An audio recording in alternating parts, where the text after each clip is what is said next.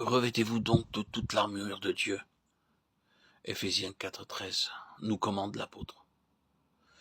Fortifié par le Saint-Esprit dans l'homme intérieur, le racheté devient un véritable soldat de Christ, toujours plus capable de discerner les principautés, les puissances et les princes des ténèbres de ce siècle.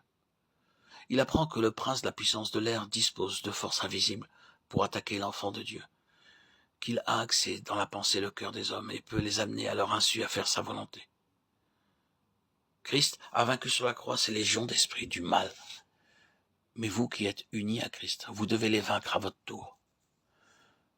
Revêtez l'armure mise à votre disposition.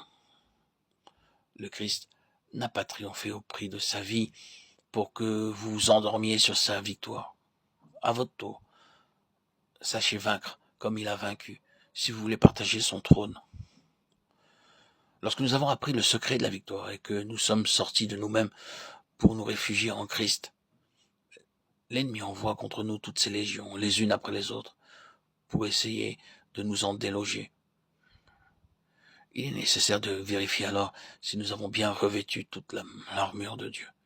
Si oui, nous demeurons fermes au mauvais jour lorsque les esprits du mal nous assaillent de leurs multiples suggestions mauvaises, lorsqu'ils nous environnent de leurs artifices, et nous avons la victoire.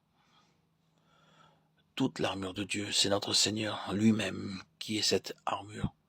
Revêtir Christ, c'est demeurer en Christ. En lui seulement, nous sommes tout-puissants et capables de vaincre toutes les forces de l'enfer. Pour demeurer en Christ, nous devons avoir la vérité comme ceinture. Le moindre manquement nous ferait déchoir de notre position victorieuse, en celui qui est la vérité, et nous rendrait vulnérables au coup de l'ennemi. Puisque nous sommes en celui qui est la justice, nous avons revêtu la cuirasse de la justice, et ne tolérons dans nos vies quoi que ce soit qui serait en désaccord avec l'esprit de celui dont le sceptre est un sceptre de justice. Hébreux 1,8.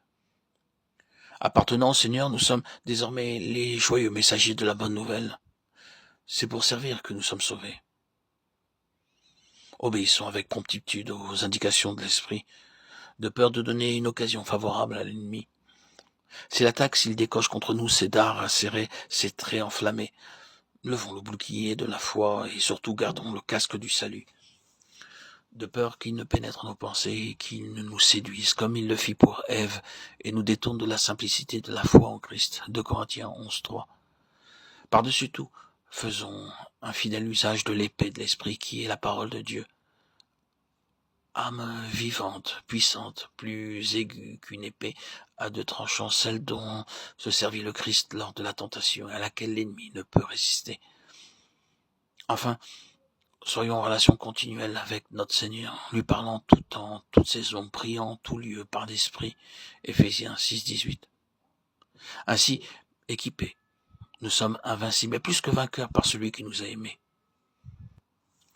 Lorsque nous connaissons l'ardeur du combat, et avons compris que lorsqu'un membre tombe, tous souffrent, nous prions avec persévérance, avec ardeur, pour tous les saints, et très spécialement pour ceux qui, comme Paul, sont à l'avant-garde des armées de l'Éternel. Ainsi préparés, ayant appris à rester fermes dans la bataille du jour du Seigneur, nous sommes envoyés soldats, revêtus de l'éclatante armure pour combattre l'ennemi, et conquérir sur lui les trophées de la croix. Et comme autrefois, les prodiges et les miracles accompagnent le message prêché au nom du Seigneur crucifié et ressuscité.